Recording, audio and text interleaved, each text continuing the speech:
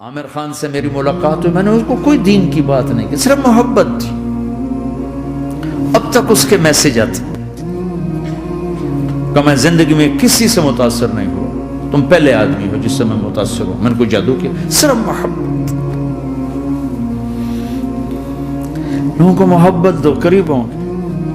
میں جب گیا بڑی مشکل سے، اللہ نے ملاقات کا کوئی راستہ نہیں تھا، وہ مجھے نہیں جانتا تھا، میں اسے نہیں جانتا تھا، تو کوئی موقع نہیں مل رہا تھا ملاقات کا۔ تو اللہ نے شاہد آفریدی کو بھیج دیا۔ شاہد آفریدی اس کی دوستی تھی، ہمارا جو کرکٹر ہے۔ میں نے اس سے فون پر کہا یار میری ملاقات تو کروا، اس نے ملاقات کروائی۔ تو اس نے مجھے کہا آدھا گھنٹہ ہے، آدھا گھنٹہ۔ جب میں پہنچا میکسیمم پونا گھنٹہ، ٹھیک۔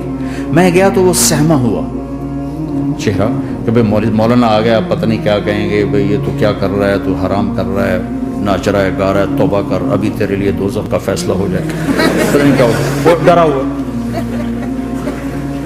سہما ہوا تھا۔ تو میرا ایک دور کالج لائف تھا، میرے اللہ نے مجھے ہدایت دی، اور میں 3 دن کے لیے میں اس دوست کو، اس کی نسلوں کو دعائیں دیتا ہوں جو مجھے زبردستی پکڑ کے لے گیا۔ نہ میرا تبلیغ سے کوئی تعلق، نہ واسطہ، نہ میں کوئی ان سے متاثر۔ ایک لڑکا تھا، بنگالی تھا، گشت کرتا تھا، لیکن میں اس سے ذرا متاثر نہیں ہوا۔ میرا دوست متاثر ہو گیا تھا، تو میں تو ان کے قریب سے نہیں گزرتا تھا۔ تو وہ اور میں اسکول میں اکٹھے آ رہے تھے، کالج میں اکٹھے آ رہے تھے، تو وہ متاثر ہوا، وہ 3 دن کے لیے جا رہا تھا، تو مجھے بتائے بغیر میرا ہاتھ پکڑ کے لے گیا، مجھے کام ہے چلو میرے ساتھ، اور میں اس کو انکار نہیں کر سکتا تھا، یہ میرا اس کا تعلق تھا۔ اب بھی اسی طرح بھائیوں جیسا تعلق، میں اس کا احسان ماں، مجھے زبردستی لے گیا۔ ہمارے پنجابی کی مثال ہے، کبے نو لت لگی وہ سدھا ہو گیا۔ وہ جو ہوتا ہے ہنچ بیک ہوتا ہے نا، اس کو کسی نے لات ماری تو وہ سیدھا ہو گیا۔ میں مہربانی بھائی تیری لات سے میں سیدھا ہو گیا، تو مجھے تو وہ کبے والی لت پہ گئی۔ تو اللہ نے مجھے اس طرف لگا دیا۔ اور جب میری کالج لائف، میں نے کالج کا بہترین سنگر تھا، اسکول کا بہترین، یہ جنید جمشید کیا ہے جو اس زمانے میں یہ سارا کو اٹھایا میں نے سارا کیا ہے۔ تو اب وہ بیچارہ ایسے بیٹھا ہوا، تو میں نے اس سے بیٹھتے فلموں کی باتیں شروع کر دی۔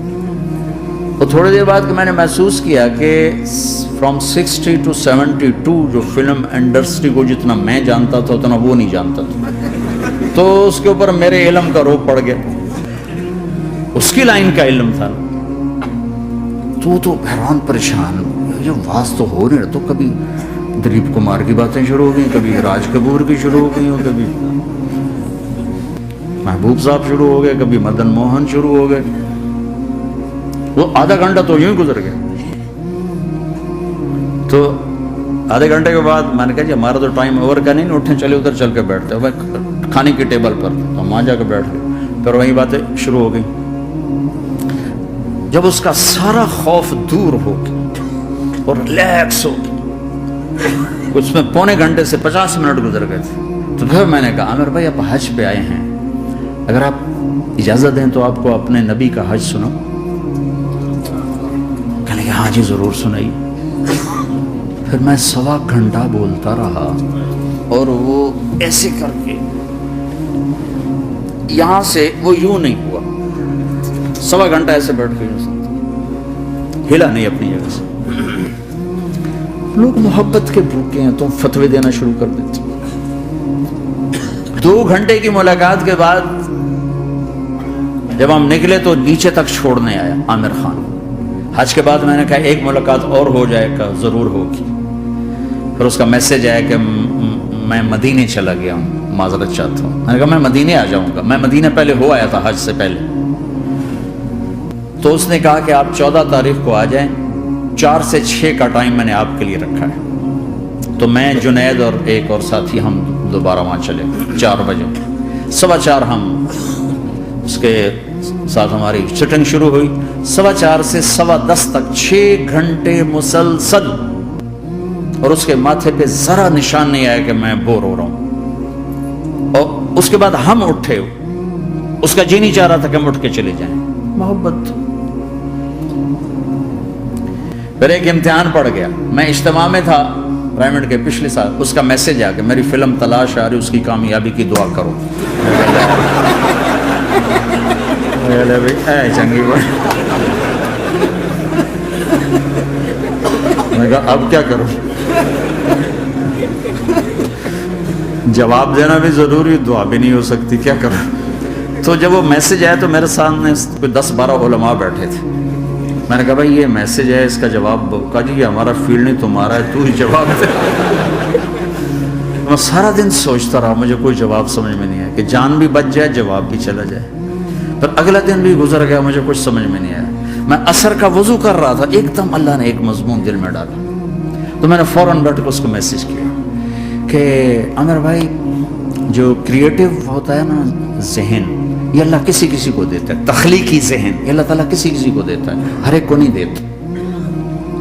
اور یہ اللہ کی بہت بڑی عطا ہوتی ہے. اور میں نے تمہارے ساتھ جو وقت گزارا اس میں نے دیکھا کہ اللہ نے تمہیں تخلیقی ذہن دیا ہے، تم کریٹر ہو.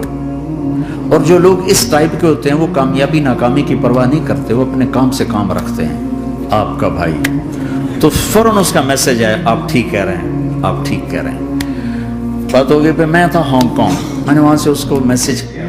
دیکھو کسی مصروف آدمی کو براہ راست فون نہ کیا کرو، میسج کیا کرو کہ میں آپ کو فون کر سکتا ہوں، چونکہ میں اس کا بہت ستایا ہوا، بہت ستایا ہوا. تو میں نے اسے میسج کیا کہ میں طارق جمیل ہانگ کانگ میں آپ کو فون کر سکتا ہوں، میں آپ کو فون کر سکتا ہوں. میں ہمیشہ اسے، اب بھی میرا فون پہ رابطہ ہے، میں پہلے اسے میسج دیتا ہوں میں آپ کو فون کر سکتا ہوں. اگر اس کا جواب نہ ہے پھر میں نہیں کرتا ہوں. کبھی وہ خود کر لیتا ہے، کبھی وہ میسج دے دیتا ہے کال کر لیں. تو تھوڑی دیر بعد اس کا فون آ گیا، کیونکہ میں اس وقت دلی میں ہوں، کانفرنس میں تھا. میں نے آپ کا میسج دیکھا تھا، میں اٹھ کے باہر آ گیا ہوں، ابھی آپ سے بات کر کے پھر میں جاؤں گا. تو اسے باتیں کرتے کرتے کہنے لگا آپ کی دعا سے میری فلم کامیاب ہو گئی. میں کہا یا اللہ میں کوئی نہیں کی تھی تینوں.